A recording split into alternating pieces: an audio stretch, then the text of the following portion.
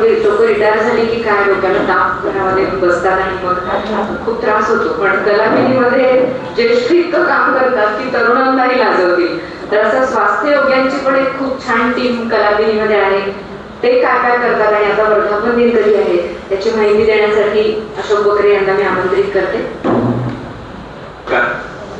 सर्वांना हास्य प्रणाम.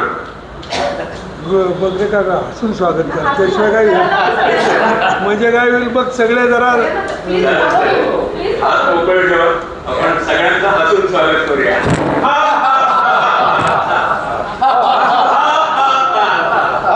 मोकळेपणे असायचं, तुमचाही आवाज आला पाहिजे.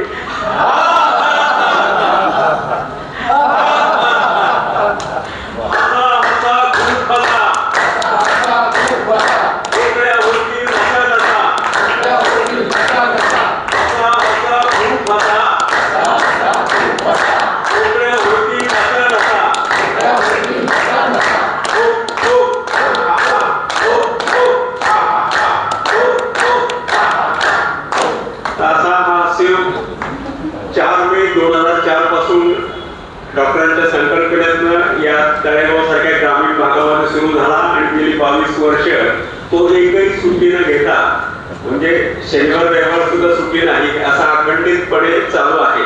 मध्यंतरीचं जे स्वाईन फ्लूचं संकट आलं होतं आणि कोरोनाचं संकट जे आलं होतं तेवढा पिरियड जर सोडला तर ही शाखा स्वास्थ्य योग आणि हास्य संघ अविरतपणे चालू आहे. याच्या तळेगावातही 5 शाखा आहेत. तळेगाव स्टेशनला 3 आणि गावामध्ये नाना नानी पार्क, स्टेशनला वानप्रस्थ आश्रम, यशवंत नगर आणि भारतमाता उद्यान असे जे हास्य संघ आहेत ते कलापिनीशी कनेक्टेड आहेत.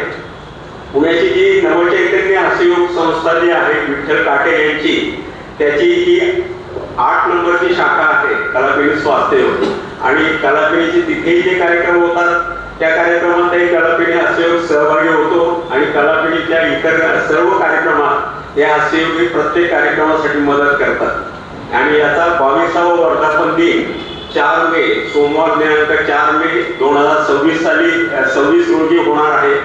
तो सकाळच्या वेळेतच असतो. आजच त्या कार्यक्रमाचं निमंत्रण आपल्या सर्वांना देतो आणि त्याच्या अगोदर 3 तारखेला म्हणजे त्या मे महिन्याचा पहिला रविवार त्या 3 मेला जागतिक हास्य दिन असतो, तो सुद्धा इथे साजरा केला जातो. त्याच्यासाठी आपल्याला आग्रहाचं निमंत्रण. धन्यवाद.